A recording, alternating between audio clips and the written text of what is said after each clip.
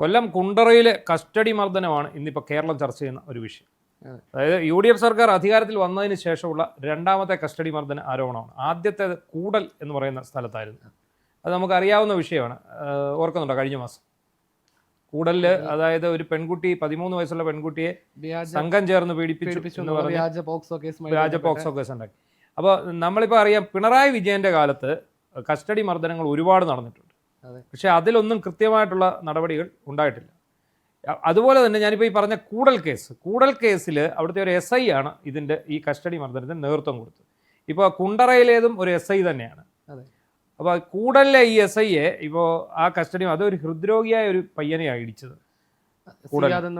പേരുള്ള അതെ, അല്ല, അവിടെ കൂടലിൽ ഹൃദ്രോഗിയായ ഒരു പയ്യനെയാണ് ഇടിക്കുന്നത്.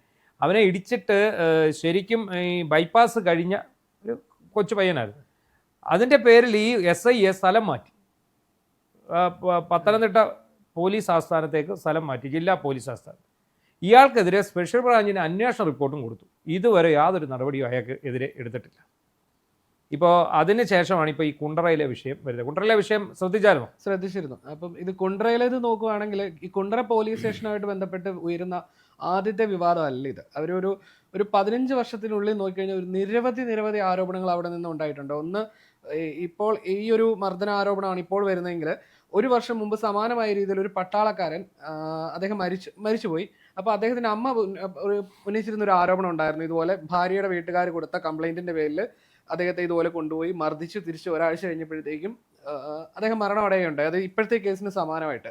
പിന്നെ അതുപോലെ തന്നെ മുമ്പുണ്ടായിരുന്ന ഒരു ആരോപണം, അവിടെ ക്ഷേത്ര ഉത്സവത്തിൽ DJ ഇത് വെക്കുന്നതുമായിട്ട് ബന്ധപ്പെട്ടുണ്ടായ തർക്കത്തിൽ ഭാര്യയ്ക്കും ഭർത്താവിനും മർദ്ദനമേറ്റ ഒരു സംഭവം. അതേപോലെ ഒരു യുവതിയോട് അപമര്യാദയെ പെരുമാറിയ കേസിൽ ഒരു CA സ്ഥലം മാറ്റിയത് ഈ കുണ്ടറ പോലീസ് സ്റ്റേഷനിൽ നിന്നാണ്. അങ്ങനെ അതുകൂടാണ്ട് 2017 ഒരു കേസ് ഇതേപോലെ ഉണ്ട്. ഒരു കസ്റ്റഡി മർദ്ദനത്തെ തുടർന്ന് ഒരു യുവാവ് മരിക്കുന്ന കേസ്. അങ്ങനെ ഈ ഒരു 10-15 വർഷത്തിനുള്ളിൽ തന്നെ നിരവധി വിവാദങ്ങളിൽപ്പെട്ട ഒരു പോലീസ് സ്റ്റേഷൻ കൂടിയാണ് ഈ കുണ്ടറ പോലീസ് സ്റ്റേഷൻ എന്നുള്ളതും ഞാൻ ഇതിൻ്റെ ഇടയിൽ അത് വിശദമായി ഇത് പരിശോധിച്ചപ്പോൾ മനസ്സിലാക്കാൻ കഴിഞ്ഞിട്ടുണ്ട്. ഇതിപ്പോൾ ഇതിനകത്ത് ഒരു കാര്യം ശ്രദ്ധിച്ചായിരുന്നു. അതായത് ഈ സിയാദ് എന്ന് പറയുന്ന ചെറുപ്പക്കാരനെ ഇടിച്ച് കൊന്നു എന്നാണ് അവർ പറയുന്നത്. അപ്പോൾ ഈ ഇയാളെ ശരിക്കും നന്നായിട്ട് ഇടിച്ചു. ഇയാളുടെ നട്ടലിന് പഴുപ്പുണ്ടായിരുന്നു. ആ കുട്ടിയുടെ ഒരു ഓഡിയോ, അത് 2-3 ദിവസമായി സോഷ്യൽ മീഡിയയിലുണ്ട്. സത്യം പറഞ്ഞാൽ ആ ഓഡിയോ കേൾക്കുമ്പോൾ നമുക്ക് ഒരു ഒറ്റ തവണ കേൾക്കാൻ തോന്നുന്നില്ല. കാരണം ആ കുട്ടിയുടെ കരഞ്ഞുകൊണ്ടാണ് അത് സംസാരിക്കുന്നത്. അപ്പം നമുക്ക് വല്ലാത്തൊരു വേദന തോന്നിക്കുന്നതാണ്. ആ കുട്ടിയുടെ എൻ്റെ പപ്പ പോയി എന്ന് പറഞ്ഞുകൊണ്ട് ആ കുട്ടി പറയുമ്പോൾ എന്തൊരു വല്ലാത്തൊരു കേൾക്കുന്ന ആർക്കും ഒരു വല്ലാത്ത മാനസികമായി ബുദ്ധിമുട്ടുണ്ടാക്കുന്ന ഒരു ഓഡിയോ സന്ദേശമായിരുന്നത്. ഒരു 13 വയസ്സുള്ള കുട്ടിയാണെന്നാണ് പറഞ്ഞത്. പക്ഷെ ഞാനത് കേട്ടപ്പോൾ ആദ്യം വിചാരിച്ചത് നല്ല പ്രായമുള്ള ഒരാളെ ഈ പോലീസ് ഇടിച്ചു കൊന്നിട്ട് അവരുടെ മകളാണ് സംസാരിക്കുന്നത് കേട്ടോ. പക്ഷെ കഴിഞ്ഞ ദിവസമാണ് അറിയുന്നത് ഒരു 13 വയസ്സുള്ള ഒരു കുട്ടിയാണിത് സംസാരിക്കുന്നതെന്നും ഇത്രയും ഈ ഒരു ചെറുപ്പക്കാരനാണ് ഈ സിയാദ് എന്ന് പറഞ്ഞ ബസ് ഡ്രൈവറാ, അത്രേ ഉള്ളൂ, 36 വയസ്സ്. അപ്പോൾ അയാളെ ഇടിച്ചത് എന്താണ് സംഭവം? അടുത്ത വീട്ടിലെ 2 കുട്ടികളെ കാണാതെ പോയി. അപ്പോൾ അതിൻ്റെ പേരിൽ ആണ് ഇയാളെ കൊണ്ട് ഇടിക്കുന്നത്. ഇയാളുടെ വണ്ടിയിലാണ് ഇവർ സ്ഥിരം യാത്ര ചെയ്തിരുന്നതെന്നും ഈ കുട്ടികളുമായി ഇയാളും കൂടെ എവിടേക്കോ പോയിരുന്നു എന്നൊക്കെ പറഞ്ഞാണ് ഇടിക്കുന്നത്. പക്ഷേ ഇയാളെ പിടിച്ചുകൊണ്ട് പോയി പിറ്റേ ദിവസം തന്നെ കുട്ടികളെ കണ്ടെത്തുകയും ചെയ്തു. കുട്ടികൾ തിരിച്ചു വന്നു. പക്ഷേ ഇയാളെ വണ്ടിക്കകത്തിട്ട് ഇടിച്ചു എന്നാണ് പറഞ്ഞത്. അത് ഒരു കാര്യമുണ്ട്, എന്താണെന്നറിയാമോ? ഈ പോലീസ് സ്റ്റേഷനിൽ കൊണ്ടുപോയി ഇപ്പം ഇടിക്കുക എന്നുള്ളത് വലിയ ബുദ്ധിമുട്ടാണ്. പോലീസ് സ്റ്റേഷൻ ചുറ്റും ക്യാമറയാണ്. ഇത് സൗണ്ടുള്ള ക്യാമറയാണ്, അതായത് സൗണ്ട് ക്യാപ്ചർ ചെയ്യുന്ന ക്യാമറയാണ്. അതുകൊണ്ട് ഗുണവും ഉണ്ട് ദോഷവും ഉണ്ട്. പോലീസ് സ്റ്റേഷനിൽ അതുകൊണ്ടുള്ള ഒരു ഗുണം എന്താണെന്ന് വെച്ചാൽ, ഇതേ കുണ്ടറ സ്റ്റേഷനിൽ തന്നെയാണെന്ന് എനിക്ക് തോന്നുന്നു. ഇതുപോലെ ഒരു ലേഡി വന്നിട്ട് CIയുമായിട്ട് സംസാരിച്ചിട്ട് ഇറങ്ങിപ്പോയിട്ട് അവർ പിന്നെ കൊണ്ട് CIക്കെതിരെ ലൈംഗിക അപവാദ പരാതി കൊടുക്കുകയാണ്. ഇവരോട് ലൈംഗിക ചുവയോടെ സംസാരിച്ചു എന്നൊക്കെ പറഞ്ഞ് വളരെ മോശമായിട്ട് എന്നോട് സംസാരിച്ചു, എന്നോട് ഈ രീതിയിൽ ചോദിച്ചു, എൻ്റെ കൂടെ കിടക്കാൻ ക്ഷണിച്ചു എന്നൊക്കെ പറഞ്ഞ് വലിയൊരു പരാതി കൊടുക്കുന്നു. അവിടുത്തെ ഈ ഓൺലൈൻ മാധ്യമങ്ങളെല്ലാം കൂടി ഇതെടുത്ത് ചെയ്ത് ഇവരെ വലിയ സംഭവമാക്കി മാറ്റും. പക്ഷേ ഈ വന്നവർക്ക് അറിയില്ലായിരുന്നു ഇതിനകത്ത് ക്യാമറയുണ്ടെന്നും ഈ ക്യാമറയ്ക്ക് സൗണ്ട് ക്യാപ്ചറിങ് ഫെസിലിറ്റി ഉണ്ടെന്നും. ഒടുവിൽ ഈ SHOയുടെ ഭാര്യ പിണങ്ങിപ്പോയി. അവർ ഗർഭിണിയായിരുന്നു, അവർ പിണങ്ങിപ്പോയി. ഇയാൾക്ക് ഭയങ്കരമായ നഷ്ടങ്ങൾ സംഭവിച്ചു. ഇയാൾ ഉടനെ ഇതേക്കുറിച്ച് അന്വേഷിക്കണമെന്നും പറഞ്ഞ് DYSPക്ക് കംപ്ലൈൻറ്റ് കൊടുത്തു. DYSP ഒന്ന് അന്വേഷിച്ചപ്പോൾ എന്താ, അവർ വരുന്നതും പറയുന്നതും സംസാരിക്കുന്നതും മുഴുവൻ ഈ ഫോൺ ഇതിനകത്ത് ക്യാപ്ചർ ചെയ്തിട്ടുണ്ട്. അങ്ങനെ അവസാനം അവർക്കെതിരെ കേസെടുത്തു. ഈ ഓൺലൈൻ മാധ്യമങ്ങൾക്കെതിരെയും കേസെടുത്തു, ഈ നുണ പ്രചരിപ്പിച്ച്. അപ്പോൾ ഇത് ഇതിൻ്റെ പുറകെ അന്വേഷിച്ച് ഞാൻ പോയതായിരുന്നു. അപ്പോൾ എന്നോട് DYSP പറഞ്ഞു, നമ്മൾ വേറെ ഒന്നും പറയണ്ട, അയാൾ പറഞ്ഞു എന്ന് പറയുന്നത് നിങ്ങൾക്കൊക്കെ വിശ്വസിക്കാതിരിക്കാം, പക്ഷേ ക്യാമറ കള്ളം പറയില്ല, ക്യാമറയിൽ ഇതെല്ലാം ഉണ്ട്. അതെ. അപ്പോൾ അതുപോലെ തന്നെയാണ് ഇത് ഇപ്പം കഴിഞ്ഞ വർഷം. അതാണ് ഞാൻ പറഞ്ഞത്. ഇവിടെ ഈ കേസിൽ മർദ്ദിച്ചു, പോലീസ് വാഹനത്തിലിട്ട് മർദ്ദിച്ചു എന്ന് വെളിപ്പെടുത്തിയിരിക്കുന്നത് പരാതിക്കാരി കൂടി വെളിപ്പെടുത്തിയിട്ടുണ്ടെന്നുള്ളത് അതെ, ഏറ്റവും വാലിഡ് ആയിട്ടുള്ള ഒരു പോയിന്റ് അതാണ്. പക്ഷേ ഇവർ പറയുന്ന ഒരു കാര്യമുണ്ട്, ഇവർക്ക് മർദ്ദനമേറ്റതായിട്ട് പോസ്റ്റ്മോർട്ടം റിപ്പോർട്ടിൽ ഇല്ല എന്ന് പറഞ്ഞു. പക്ഷേ ഇയാൾ ഈ മർദ്ദനമേറ്റ് ദിവസങ്ങൾ കഴിഞ്ഞാണ് മരിക്കുന്നത്. അപ്പോൾ ഇയാൾക്ക് ഹെപ്പറ്റൈറ്റിസ് സി ആണ്, മാരകമായ മഞ്ഞപ്പിത്തമായിരുന്നു, അതുപോലെ ഹാർട്ട് അറ്റാക്ക് ഉണ്ടായി, അങ്ങനെ മരിച്ചു എന്നാണ് ഇവരുടെ അത് പോലീസ് തന്നെ പോലീസ് പറയുന്നത്. അവരുടെ പോസ്റ്റ്മോർട്ടം റിപ്പോർട്ടിൽ അങ്ങനെയാണ് പറയുന്നത്. ഒരു പക്ഷേ ഈ മരണകാരണം ഹെപ്പറ്റൈറ്റിസ് ബി ആയിരിക്കാം, സി ആയിരിക്കാം. പക്ഷേ അയാൾക്ക് മാരകമായി മർദ്ദനമേറ്റു എന്നതിന് നമുക്ക് ഒഴിവാക്കാൻ പറ്റും. പക്ഷെ അത് പോസ്റ്റ്മോർട്ടം റിപ്പോർട്ടിൽ ഇല്ലെന്നാണ് പറയുന്നത്. അപ്പോൾ നമുക്ക് ഇത് പിന്നെ എന്താണ് സംഭവിച്ചിരിക്കുന്നത് എന്ന് എങ്ങനെയാണ് അറിയാൻ കഴിയുക?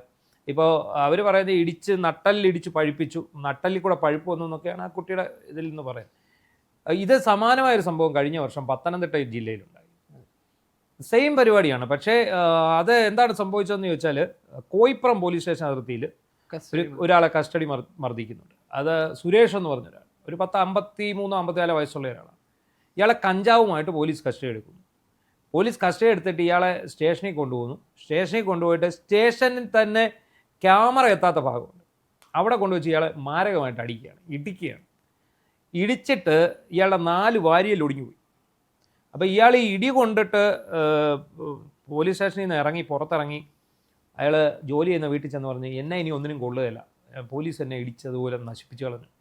പിന്നെ ഒരാഴ്ചയ്ക്ക് ശേഷം ഇയാൾ കോന്നിയിൽ ഒരു തോട്ടത്തിൽ, ഒരു മാങ്കോസ് തോട്ടത്തിൽ തൂങ്ങി മരിച്ചേക്കുന്നുണ്ട്. അപ്പോൾ കോന്നി പോലീസ് ഈ കേസ് എടുക്കുന്നു. കാരണം അവരുടെ ഇവിടെയാണല്ലോ വരുന്നത്. അപ്പോൾ പോസ്റ്റ്മോർട്ടം ചെയ്യുമ്പോൾ അവിടെ 4 വാരിയൽ ഒടിഞ്ഞിരിക്കുകയാണ്. ശരീരമാസകലം ചൂരൽ കൊണ്ട് അടിച്ച പാടാ പുറം മുഴുവൻ. അപ്പോൾ കോന്നി CI എന്ത് ചെയ്യുന്നു, ഇതിനെക്കുറിച്ച് അന്വേഷിക്കുന്നു. അദ്ദേഹം അന്വേഷിച്ച് ചെല്ലുമ്പോൾ എന്താണ് സംഭവം, ഇയാളെ കോയിപ്പുറം പോലീസ് കസ്റ്റഡിയിൽ എടുത്തിട്ടുണ്ടായിരുന്നു. ഇയാളെ മാരകമായി മർദ്ദിച്ചായിട്ട് ഇയാൾ ജോലി ചെയ്യുന്ന വീടുകളിലും ഇയാളുടെ ബന്ധുക്കളോടും ഒക്കെ പറഞ്ഞിരുന്നു. ഒടുവിൽ അദ്ദേഹം എന്ത് ചെയ്തു, കോന്നി SHO ചെയ്തത് എന്താണെന്ന് വെച്ചാൽ, ഇയാൾ കസ്റ്റഡി മർദ്ദനത്തെ തുടർന്നാണ് ഇയാളുടെ ശരീരത്തിൽ മുറിവുണ്ടായിരിക്കുന്നത്, അതിൻ്റെ മനോവേദനയിലാണ് ഇയാൾ ആത്മഹത്യ ചെയ്തിരിക്കുന്നതെന്നും ഇതിനെക്കുറിച്ച് വിശദമായി അന്വേഷിക്കണമെന്നും പറഞ്ഞ് ഈ പത്തനംതിട്ട SP ഒരു റിപ്പോർട്ട് കൊടുക്കും. ഈ SP ഇത് അവിടെ പൂഴ്ത്തി വയ്ക്കും. VG വിനോദ് കുമാർ എന്ന് പറയുന്ന SP. കാരണം SP പറഞ്ഞിട്ടാണ് ഇടിച്ചത്. SP ആണ് ഈ കോയിപ്പുറം SHOയോടും അവിടുത്തെ SIയോടും ഒക്കെ വിളിച്ച് പറയുന്നത്, അവനെ ഇടിച്ച് അവൻ്റെ കഞ്ചാവിൻ്റെ ശേഖരം എവിടെയാണെന്ന് കണ്ടെത്തിക്കൊണ്ടുവരാൻ പറയും. അപ്പോൾ ഈ റിപ്പോർട്ട് അവിടെ പൂഴ്ത്തി വെക്കുകയാണ്. റിപ്പോർട്ട് പൂഴ്ത്തി വെച്ച് കഴിഞ്ഞപ്പോഴാണ് ഒരു 3 മാസം അവിടെ പൂഴ്ത്തി വെച്ചു. മാർച്ചിലാണ് ഇയാളെ കസ്റ്റഡി എടുത്ത് ഇടിക്കുന്നത്. മാർച്ചിൽ തന്നെയാണ് ഇയാൾ ആത്മഹത്യ ചെയ്യുന്നത്. ഇത് മെയ് 19 തീയതിയാണെന്ന് തോന്നുന്നു ഞാൻ അറിയുന്നത്. അപ്പോൾ ഞാനിത് വലിയ ബ്രേക്കിംഗ് ആയിട്ട് ഞാൻ മംഗളത്തിലിരിക്കുന്ന സമയമാണ് ഞാനിത് വാർത്ത കൊടുക്കുന്നു. പോലീസ് കസ്റ്റഡിയിൽ ക്രൂരമർദ്ദനമേറ്റ യുവാവ് തൂങ്ങി മരിച്ചു, കേസ് ഫയൽ SP ഒതുക്കിയെന്നും പറഞ്ഞു. അപ്പോഴത്തെ വലിയ വിഷയമായി. പക്ഷേ ഈ SP ആരുടെ, മന്ത്രി വാസവൻ്റെ ആളാണ്. മന്ത്രി വാസവൻ്റെ ആളായതുകൊണ്ട് SP പറയുന്നത് എന്നെ ഇവിടെ ആരും ഒന്നും ചെയ്യാനില്ല. എന്നിട്ട് ഇവർ തന്നെ പല രീതിയിൽ കേസ് അട്ടിമറിക്കാൻ ശ്രമിച്ചു. ഇതിനകത്ത് നിർണായകമായൊരു തെളിവുണ്ടായിരുന്നു. അവിടെയാണ് ഇവർ കുടുങ്ങിപ്പോയത്. അതായത് ഇയാളെ കസ്റ്റഡിയിൽ എടുത്തുകൊണ്ട് പോയതിന് ശേഷം ഇയാളുടെ കൂടെ 2 പേരെ കൂടെ എടുത്തിട്ടുണ്ട്. അവരുടെ മൊഴിയുണ്ടായിരുന്നു. ഇയാളെ വേറൊരു സ്ഥലത്തേക്ക് കൊണ്ടുപോകുന്നു, പുറകെ വലിയ ലാത്തിയും എടുത്തുകൊണ്ട് പോലീസുകാരൻ പോന്നു. പിന്നീട് ആ കൊണ്ടുപോയ ഭാഗത്തുനിന്ന് ഭയങ്കര നിലവിളി ശബ്ദം കേൾക്കുന്നത് ഈ CCTV ക്യാപ്ചർ ചെയ്യുന്നു. ഞാനതാണ് പറഞ്ഞത്, സൗണ്ടിൻ്റെ കാര്യം ഞാൻ പറഞ്ഞത് അതാണ്. CCTV ക്യാപ്ചർ ചെയ്യുന്നുണ്ട്. അപ്പം സ്വാഭാവികമായിട്ടും അവിടെ ഇടി നടന്നു. ഇവർ ചവിട്ടിക്കൂട്ടി ഇയാളുടെ വാരിയെല്ലാം ഒടിഞ്ഞതാണ്. പോലീസ് പലതരത്തിലുള്ള അട്ടിമറിക്ക് ശ്രമിച്ചു. നമ്മളിതിൻ്റെ പുറകെ നിന്നു. ഓരോ ദിവസവും നമ്മൾ അവസാനം എന്ത് ചെയ്യുമെന്നറിയാമോ, ഈ പോലീസുകാർ ഈ കൂടെ കൊണ്ടുവന്നവന്മാരെ 2 പിടിച്ച് വിരട്ടിയിട്ട് പറഞ്ഞു, നിങ്ങളാണ് അവനെ ചവിട്ടിയതെന്ന് പറഞ്ഞ്, അവൻ്റെ വാരിയെല്ലാം ഒടിഞ്ഞതെന്ന് പറഞ്ഞ് അവരെ പ്രതിയാക്കാൻ ശ്രമിച്ചു. അപ്പോൾ അവരെ പ്രതിയാക്കാൻ ശ്രമം നടത്തിയപ്പോൾ നമ്മളിതിനകത്ത് ഇടപെട്ടു. ദളിത് സംഘടനകളെല്ലാം കൂടെ കൂടി, ദളിത് യുവാവർ ഈ പ്രതികളെന്ന് പോലീസ് പറഞ്ഞവരെ കൊണ്ടുവന്ന് പത്രസമ്മേളനം നടത്തി. പോലീസ് ഞങ്ങളെ ഭീഷണിപ്പെടുത്തി. അതോടെ ഒന്നും പറ്റാത്ത അവസ്ഥ. എവിടെയില്ല, CI സസ്പെൻഡ് ചെയ്തു, ഈ SP അവിടുന്ന് മാറ്റി എല്ലാം. പക്ഷേ ഈ കേസ് ഡയറിയൊക്കെ കൊണ്ട് മന്ത്രി വാസവൻ്റെ ഓഫീസിൽ പോയി അന്നത്തെ അഡീഷണൽ SP ഈ കേസ് അട്ടിമറിക്കാൻ വേണ്ടി, ഈ SP രക്ഷിക്കാൻ വേണ്ടി. നമ്മളിതിൻ്റെ പിന്നാലെ നിന്നുകൊണ്ട് മാത്രമാണ് അന്ന് ഇത് നന്നായിട്ട് പോയത്. പക്ഷേ അതിനുശേഷം ഈ SP-ക്കെതിരെയൊക്കെ തുടരന്വേഷണം പ്രഖ്യാപിച്ചതാണ്. ആ കേസ് മുഴുവൻ ഇവർ പിണറായി സർക്കാർ അട്ടിമറിച്ചു. പിണറായി സർക്കാരിൻ്റെ കാലത്ത് ഒരുപാട് സംഭവങ്ങൾ നടന്നിട്ടുണ്ട്. ഓർക്കുന്നുണ്ട് ഞാൻ അന്ന് ഈ കഴിഞ്ഞ ഒരു വർഷം തന്നെ ഒരുപാട് ഇതുപോലെ പോലീസ് മർദ്ദനങ്ങളുടെ ഒരു നീണ്ട പരമ്പര തന്നെ ഉണ്ടായിരുന്നു. അന്ന് പ്രതിപക്ഷം ഈ വിഷയം നിയമസഭയിൽ ഉന്നയിച്ചപ്പോൾ പ്രതിപക്ഷത്തെ കടന്നാക്രമിക്കുകയായിരുന്നു അന്ന് പിണറായി വിജയൻ. ഞങ്ങളുടെ കാലത്ത് ഒരുപാട് നടപടി ഞങ്ങൾ എടുത്തിട്ടുണ്ട് എന്ന് പറഞ്ഞ് അദ്ദേഹം കുറെ കണക്കുകൾ നിരത്തി അതായത് ഈ ഒരു വിഷയം ഒന്നുമല്ല എന്നുള്ള രീതിയിൽ ഞങ്ങൾ നടപടി സ്വീകരിച്ചിട്ടുണ്ടെന്നുള്ള പഴയ കഥ പറഞ്ഞ് അതിനെ ന്യായീകരിക്കായിരുന്നു അദ്ദേഹം അന്ന് ചെയ്തത്. അതേ വ്യക്തിയാണ് ഇപ്പോൾ കഴിഞ്ഞ ഈ മർദ്ദനവുമായിട്ട് ബന്ധപ്പെട്ട് കഴിഞ്ഞ ദിവസം അന്ന് ഫേസ്ബുക്ക് പോസ്റ്റ് നടപടി എടുക്കണം എന്നുള്ള രീതിയിൽ പോസ്റ്റ് ഇട്ടിരിക്കുന്നതും ഈ പറഞ്ഞ അന്ന് ന്യായീകരിച്ച അതേ വ്യക്തിയാണ് ഇപ്പൊ ഈ രീതി ചെയ്തിരിക്കുന്നത് എന്നുള്ളത് മറ്റൊരു വിരോധാഭാസം. ഈ ആര് ഭരിച്ചാലും പോലീസിനൊരു മാറ്റമില്ല. കസ്റ്റഡി മർദ്ദനം ഒഴിവാക്കാൻ വേണ്ടിയാണ് ഈ സ്റ്റേഷനുകളിൽ ക്യാമറ സ്ഥാപിച്ചതും മറ്റു കാര്യങ്ങൾക്കും ഒക്കെ. പക്ഷേ ഇവർക്ക് ഇഷ്ടം പോലെ വഴികളുണ്ട് മർദ്ദിക്കാൻ. ഇവർക്ക് ഇടിമുറി സെപ്പറേറ്റ് ഉണ്ട്. ഇപ്പോൾ കോട്ടയത്ത് ഒരു പയ്യനെ ഇടിച്ചതുപോലെ ഒരു ബസ് തടഞ്ഞെന്നും പറഞ്ഞ് ഒരു അഭയ് രാജീവ് എന്ന് പറഞ്ഞൊരു പയ്യനെ ഇടിച്ചു. കോട്ടയത്ത് അൻസിൽ എന്ന് പറയുന്ന SHO, ഏറ്റുമാനൂർ SHO ആയിരുന്നു. അയാൾ അവിടെ ഈ പയ്യന് നേരെ വണ്ടി എങ്ങാണ്ട് കൊണ്ടുവന്ന് അവനെ ഇടിക്കാൻ ശ്രമിച്ചു. നമ്മൾ അവൻ്റെ അപ്പൻ്റെ ഇൻ്റർവ്യൂ ഇവിടെ കൊടുത്തതാണ്. അപ്പോൾ വണ്ടി ഇടിക്കാൻ നേരം അവൻ ഈ ബൈക്ക് പിന്തുടർന്ന് ഈ വണ്ടി തടഞ്ഞു നിർത്തി ഈ ഡ്രൈവറുമായിട്ട് കോർത്തു ബസ് സ്റ്റാൻഡിൽ വെച്ച്. അവനെ നേരെ വന്ന് ഇയാൾ ഈ 6 അടി പൊക്കമുള്ള ഒരു SHO അയാൾ ഇങ്ങോട്ട് വന്ന് നേരെ പൊക്കിയെടുത്ത് ഇവനെ വണ്ടിക്കകത്തിട്ട് ഇടിച്ച് കൂട്ടി കൊണ്ടുപോയി അവിടെ പ്രത്യേക ഇടിമുറിയുണ്ട്, അവിടെ കൊണ്ടുപോയി അവനെ ഇടിച്ച് നശിപ്പിച്ച് കളഞ്ഞു. എന്നിട്ട് ഇപ്പോൾ മുഴുവൻ പോലീസ് അന്വേഷണം വന്നിരിക്കുന്നത് SHOയ്ക്ക് അനുകൂലമായിട്ട്. ഇതിനെല്ലാം CCTV ദൃശ്യങ്ങളുണ്ട്. ഇവർ പിടിച്ചുകൊണ്ട് പോകുന്നതും ഇവൻ്റെ ഫോൺ മേടിച്ച് ഇയാൾ നിലത്തെറിയുന്നതും എല്ലാം ദൃശ്യങ്ങളുണ്ട്. ഇടിച്ച വണ്ടി ജീപ്പിനകത്ത് കയറ്റുന്നതും അതുപോലെ ഇവരെ ഇടിമുറിയിൽ കൊണ്ടുപോയി ഇടിച്ചതിന് ശേഷം ഈ പയ്യനെ ഇറക്കി വിടുന്നതുമായിട്ടുള്ള ദൃശ്യങ്ങളുണ്ട്. ഒന്നും സംഭവിച്ചിട്ടില്ല. ഇപ്പം ആഭ്യന്തരമന്ത്രി രമേശ് ചെന്നിത്തല ആയ സമയത്ത് ആ പിതാവ് കൊണ്ടൊരു പരാതി കൊടുത്തു. ആ പരാതിയിൽ ഒരു അന്വേഷണം അട്ടിമറിച്ചു വെച്ചു. ഈ SHOയ്ക്കെതിരെ നമ്മൾ കഴിഞ്ഞിടയ്ക്ക് ഒരു വാർത്ത കൊടുത്തായിരുന്നു. വാർത്ത കൊടുത്തു കഴിഞ്ഞാൽ ഇതുപോലൊരു തന്നെ കള്ളക്കേസ് കുടിക്കുക. അവിടെ ഒരു ട്രാവൽ ഏജൻസി നടത്തുന്ന എരുമേലിക്കാരൻ ഒരാളെ കള്ളക്കേസ് കുടി. ഇയാൾ എന്താ നിരപരാധിയാണെന്നുള്ള രീതിയിൽ ഇങ്ങോട്ട് വിളിച്ചു, നമ്മളെ വിളിച്ചു. നമുക്കറിയാം ഇയാളുടെ പൂർവ്വചരിത്രമെല്ലാം നമ്മൾ നോക്കി വെച്ചിരിക്കുന്നത്.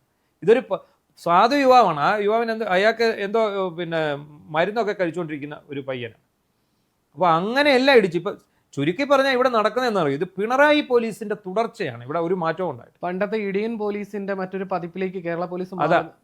ഇതിപ്പോൾ എത്ര ക്യാമറ വെച്ചെന്ന് പറഞ്ഞാൽ ഇടിക്കണമെന്നുണ്ടെങ്കിൽ ഇവനെ പിടിച്ചോണ്ട് പോവുക, വണ്ടിക്കകത്തിട്ട് ഇടിക്കും. പിന്നെ ഇവർക്ക് സെപ്പറേറ്റ് ചെയ്യാൻ പറഞ്ഞാൽ ഇടിമുറികളുണ്ട്.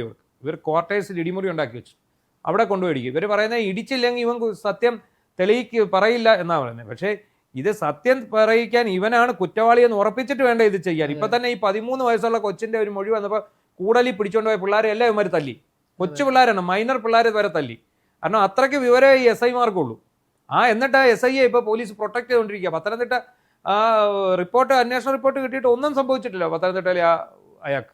ഇവിടെ ഇപ്പം നമ്മൾ മുമ്പേ പറഞ്ഞ ആ കുട്ടിയുടെ 13 വയസ്സുള്ള ഈ പെൺകുട്ടി, ഈ കേസിൽ ആ കുട്ടിയുടെ കരഞ്ഞുകൊണ്ട് ആ കുട്ടി സംസാരിക്കുമ്പോൾ ആ പോലീസുകാരൻ കേൾക്കുന്നത് ഒരു ലാഘവത്തോടെ ആയിരുന്നു. ആ ഓഡിയോ വളരെ ഒരു ലാഘവത്തോടെ, ഇത് എന്താ ഞാൻ വലിയ വിഷയമല്ല എന്നുള്ള രീതിയിലാണ്. അപ്പം അവർക്കെന്താണ് അത്രയും ഒരു ഇതേ ആ പോലീസുകാർ അതിൽ കൊടുക്കുന്നുള്ളൂ. നമ്മളെപ്പോലെ സാധാരണ ഏതൊരാൾക്കും വിഷമം തോന്നിക്കുന്ന അത്ര ഒരു ശബ്ദ സന്ദേശം അത് ആ പോലീസുകാരന് കേൾക്കുമ്പോഴത്തേക്കും അവരുടെ ഒരു മനോഭാവം എന്താണെന്നും കൂടി അതിനകത്ത് ചിന്തിക്കേണ്ടിയിരിക്കുന്നത്. എന്താണെങ്കിലും പോലീസിനൊരു മാറ്റവും ഇല്ല. പിണറായിയുടെ ആണെങ്കിലും ചെന്നിത്തലയുടെ ആണെങ്കിലും പോലീസ് ഇങ്ങനെ ക്രൂരമർദ്ദന മുറകൾ തുടർന്നുകൊണ്ടേയിരിക്കുന്നു.